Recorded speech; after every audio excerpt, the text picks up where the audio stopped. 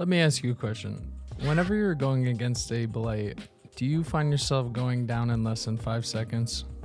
If so, keep watching the video, because I guarantee you after you watch this video, you're gonna become a Blight's worst nightmare, and I'll guarantee it. Here are 10 tips to counter the Blight in Dead by Daylight. Tip number 1, utilize the crouch tech. That one there was a violation. Personally, I wouldn't have it. What you can do with a Blight is you can crouch when you get to a staircase, and what this will do is it will shrink your hitbox and it will allow you to dodge the hit. Tip number 2, force the Blight to make a mistake by messing with their initial rush collision. And what I mean by this is if you can tell where a rush is going to happen, where a Blight is going to start his rush and bump into the first wall, try to block that so it forces him to slide past the wall and fatigue. And this will give you enough time to make it to somewhere that's safer. Most Blights tend to pre-swing around corners, and you can use that information to your advantage. When you round a corner, you want to spin in the opposite direction, because you want to think about it like this. The Blight is going to rush around the wall, and when he turns 90 degrees, it's going to go right. So if you spin in the opposite direction, it's going to be a lot harder for him to readjust his rush and hit you. I want you to pay close attention to these next couple of clips. Look at my body language and look at the way that I'm faking, and then I immediately go in the opposite direction. This pretty much sells the move to a better Blight player. Tip number 4 is understanding how Blight's bump logic works. Try to think of bump logic as a pinball minigame if you've ever played one of those growing up.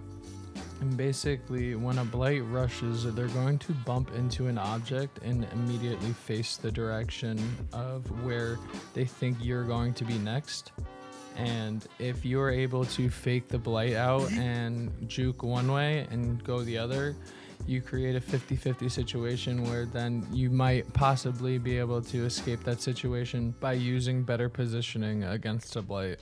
Watching this clip back, but further analyzing it, try to see how I keep this pile of trash between me and the Blight at all times to almost force him into a 50-50 decision where he needs to guess and predict where I'm going to go. Tip number 5, to loop Blights more efficiently. When you see a Blight repeatedly bumping into an object and either looking down or looking up, it's safe to assume that they're most likely going to go for a hug tech. A Blight's hug tech bypasses most of the collision found around maps, so you need to take that into account. If you find yourself going to somewhere where you see that the surface is smooth, just know that most likely the Blight can hug tech it, or they can do what I'm going to be getting into in the next part of the video.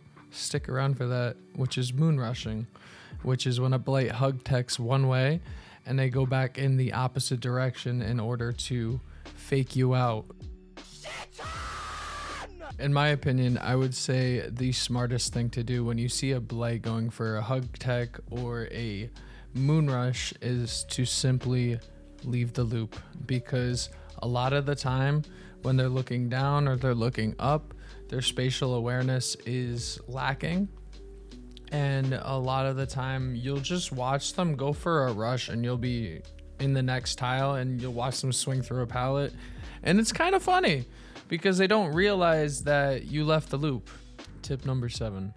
I think this is one of the most important things as far as looping a Blight, and honestly looping in general, is 1, working on your movement but also your pathing. And what I mean by that is when you get hit, are you running into objects? Are you running into doorways, getting stuck on things? Are you like swerving in and out, trying to run to the pallet instead of just running straight to the pallet? Most Blights will tend to pick up on these little things that you do as a survivor and start to realize, hey, if this survivor is pathing non-optimally, I can go for them instead of this survivor who is obviously more skilled at looping a Blight. Tip number 8 is to change elevation when you get the chance. If you're able to make it to a hill or make it to a staircase where you're able to crouch or just simply change your elevation, you're going to be able to dodge most Blight's hits unless you're standing in an incorrect position, and this I'll show you. Now, to avoid people from staring at me like this, a Pluto Tech, or what I refer to it as catching a Blight, or having a Blight run past you because you block their collision. What this basically does is it forces the Blight to go into fatigue, and it allows you or one of your teammates to get to safety. I call me a William Birkin. Tip number 9 is to just keep holding forward when you're going against a Blight. A lot of the time, when you try to double back, if they're already rushing in that direction, you're not going to have enough time to juke or just get out of the way. So a lot of the time, the best case for you with a lot of killers in Dead by Daylight, unfortunately, is to just keep holding forward. Keep that finger on that W key. Tip number 10 is, if you are going to get hit by a Blight and you see a locker near you, don't be afraid to just hop in that locker. A lot of the times it's going to force the Blight to go into fatigue, and they're going to have to either grab you out of the locker or wait for you to hop out of the locker. You can combo this with a perk like Head On, so when you hop out of a locker, you can stun the Blight and get additional distance. Some things that a more advanced Blight will do, as pictured in this video right here. He's one of the best Blights in the world, in my opinion. He Pluto Techs against the locker, and basically it kind of tricked the survivor into jumping out early and giving him a free hit. If you enjoyed the video, make sure you guys hit the like button and share it with your friends, because that's the only way I'm gonna have more fun in solo queues, when people understand how to actually loop a Blight and not go down in 5 seconds. And I really hope this video helped you. I hope you have an amazing rest of your day or night, and stay safe, homies. I'll catch you in the next video. Look at my man's goal. Sheesh! Look at him go. Sheesh! Yeah, watch him cook. Watch him cook. Okay. Okay, Mikey. Okay, Mikey, look at him go.